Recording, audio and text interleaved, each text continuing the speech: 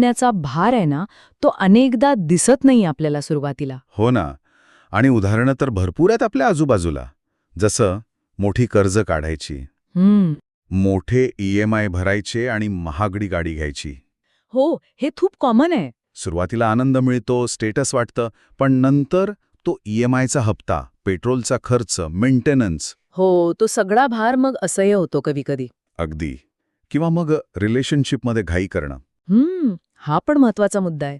सुरुवातीला सगळं छान वाटतं, पण एकमेकांना नीट समजून न घेता किंवा पुढचा विचार न करता निर्णय घेतला की की नंतर ते भावनिक ओझं बनू शकतं. बरोबर. म्हणजे शेवटी विचार न करता घेतलेली गोष्ट डोईजड होतेच. इथेच या म्हणीचं खरं महत्व आहे नाही का?